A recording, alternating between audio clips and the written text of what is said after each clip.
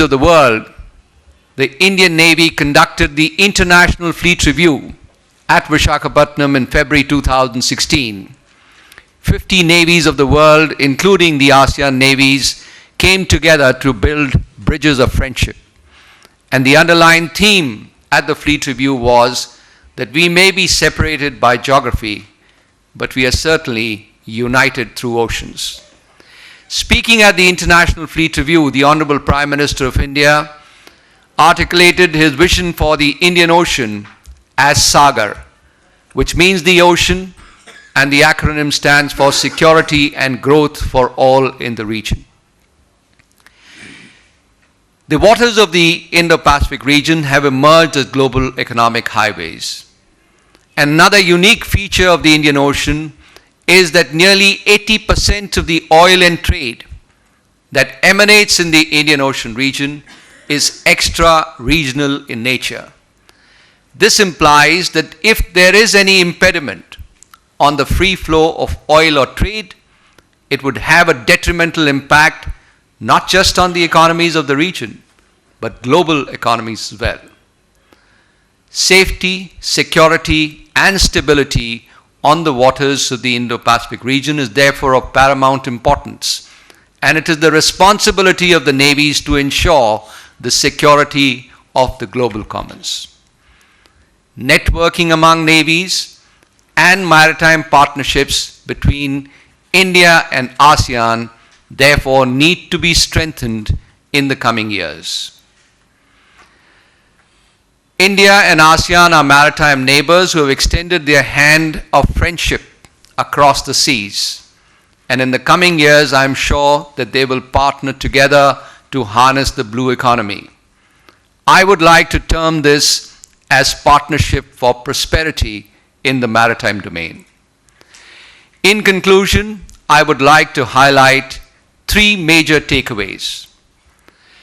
The United Nations document Transforming Our World, Agenda 2030, and the Sustainable Development Goal, SDG 14, provides a template for conservation of oceans, seas, and resources. We now need to outline a perspective plan for sustained development and growth in different avenues of the maritime sector. To fully implement the Honorable Prime Minister's vision of SAGAR, which is security and growth for all in the region, we need to draw up a comprehensive maritime cooperation and security roadmap between India and ASEAN to shape a favorable maritime environment in the region. And finally, the Honorable Prime Minister has launched a dynamic initiative of Swachh Bharat or Clean India. We could consider extending this concept to Swachh Sagar or clean oceans. The oceans are common heritage of mankind, and India and ASEAN could draw up an action plan for clean oceans for our future generations. Thank you. Jai Hind. Thank you very much, Admiral Dhawan. I think in your outstanding and comprehensive overview, you have really given us the entire picture of the India-ASEAN maritime opportunities, the challenges that we face, the amount of work that we can do together, whether it is blue economy, or whether it is fisheries, or security, disaster relief, and so on. And your last three suggestions are really very pertinent. I think we should try to work together with ASEAN because clearly they are in our mutual interest. Thank you very much. The next speaker is Ambassador Phu Suthirak. He is the Executive Director, Cambodian Institute for Cooperation and Peace, Phnom Penh. Over to you, sir. Thank you very much, Chairman. Let me begin by expressing my sincere gratitude to the organizer, and I am quite pleased to know that this conference organized by OIS is a very important platform for stock taking to see what have been evolved and to assess some of the challenges that have in regard to ASEAN-India relations, and look forward to the future prospects of this relationship, particularly as ASEAN-India will commemorate its summit in New Delhi on 25-26 January this year, and also coincide with the grand celebration of the 69th Republic Day of India on the 26th January in New Delhi. So this is a very important event, and I'm very pleased that the organizer have include me as one of the speaker to share some of my thought. I have prepared a short, not a short, but a paper, and I sent it to Dr. Prabir B. But in the interest of time, I would go straight to the point. I like to begin by mentioning some of the positive and excellent outcome that has been achieved so far between India and ASEAN, but also want to address some of the challenges that I see and offer some of my thought on the way forward. It is very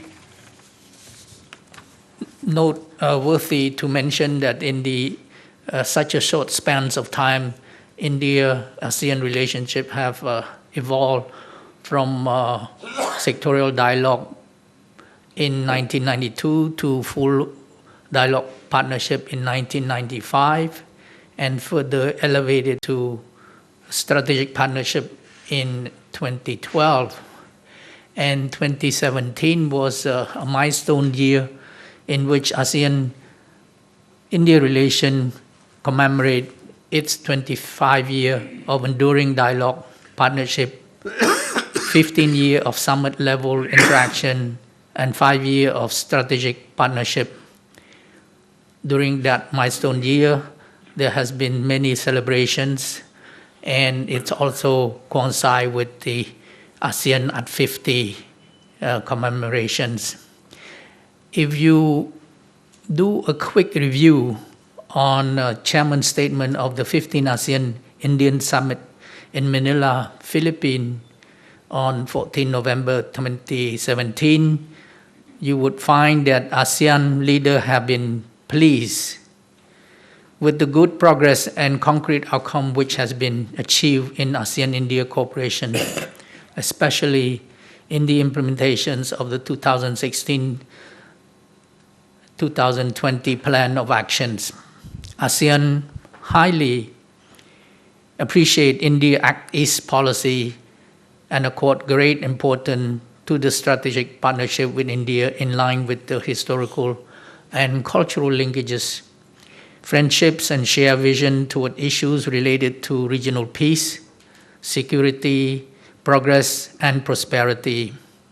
Furthermore, ASEAN has recognized India's valuable support for ASEAN community building and ASEAN centrality in the evolving regional architecture such as the ARF, the EAF, the ADMM+, to counter and resolve non-traditional security challenges and to promote rule-based and norm-based regional architecture that would contribute to the maintenance of peace, stability in the region and beyond.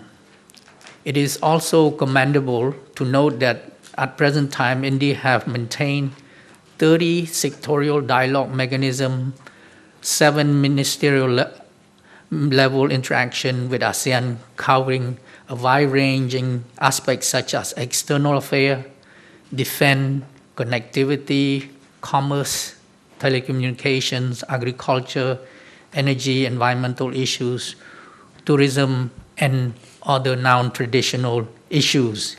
India also share strong bilateral relationship with each of the 10 ASEAN member countries. Notwithstanding this remarkable and engaging relationship, I like to express my view on some of the challenging aspects of which I think it's important to bring to the discussions on the ASEAN-India relation and offer some thought on the way forward as follows. My first point is about mutual trust, or I would rather say mutual strategic trust. I believe that to better understand India's engagement with ASEAN in the present day, one would have to take into account the view toward ASEAN by India during the Cold War period, which mirror with tensions and mutual suspicions on both sides. At the birth of ASEAN in 1967, Foreign Minister Dinesh Singh conveyed the general response that India could not get involved with a group which India believed was part of the American scheme to contain communism, having to endorse Indo-Soviet Treaty of Friendship in August 1971. India's stance on Vietnam War was on the opposite sides of ASEAN, and India's recognitions of the People's Republic of Cambodia during the foreign occupations of Cambodia from December 1978 to 1989 have annoyed ASEAN in trying to oppose foreign occupations in a sovereign state. However, one could also notice that due to the changing contours of the Cold War, with the collapse of the Soviet Union, the emergence of globalization and regionalizations, the rise of China, the 1997 Asian crisis, and the events of 9/11 attack, and due to some domestic constraint in India, particularly during 1991, had contributed to the changing perceptions of India regarding the value of regional organization. As such, since the inception of the Look East policy in 1992, the Economic Affairs in the Ministry of External Affairs of India had declared in October 1995 that ASEAN is at the heart of India's reworked strategy, and in return, ASEAN had given the status of full dialogue partnership to India in 1995 and membership of the ARF in 1996. Even with this changing attitude, India appears hesitant on sensitive security issues in the Asia-Pacific region in the present-day context. India's strategic role in the regional security remains limited, even though India is the nuclear power and the second largest country in Asia. To the outside world, India is still lack vigor and have not been considered as a prominent player in regional security architecture. ASEAN is not convinced that India can be considered as a viable counterbalancing force to the growing influence exerted by China in the region of Southeast Asia at the expense of the declining of power of the US. Critiques have often pointed to the reluctance on the part of India to assert its weight strong enough to ensure that the Indo-Pacific region have an effective balance of power system in Asia as China continue to rise unstoppable.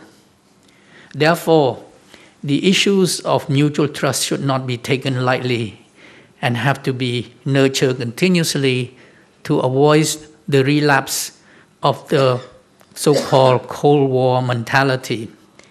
ASEAN need to send strong and consistent signal to India that development issues in Southeast Asia, be it in political security, economic or social, cultural, can have positive bearing on peace, stability, and prosperity in the region of Indo-Pacific, whereby also benefit India as well. In addition, ASEAN should also reassure India that it feels comfortable with the Look East and Act East policy and would engage India sincerely to help the grouping in the realizations of the vision and goal outlined in the ASEAN 2025 Forging Ahead Together. On the other hand, India, as one of the emerging major powers in the region, needs to prove to ASEAN that she is firmly standing behind ASEAN centrality in all ASEAN-led mechanisms and ready to do more to maintain and promote peace, security, maritime security, safety, and would do its utmost to promote rule-based order in order to enhance mutual trust and confidence so as to avoid any misunderstanding that could plunge the region of Southeast Asia into trouble. Now, my second point regarding challenge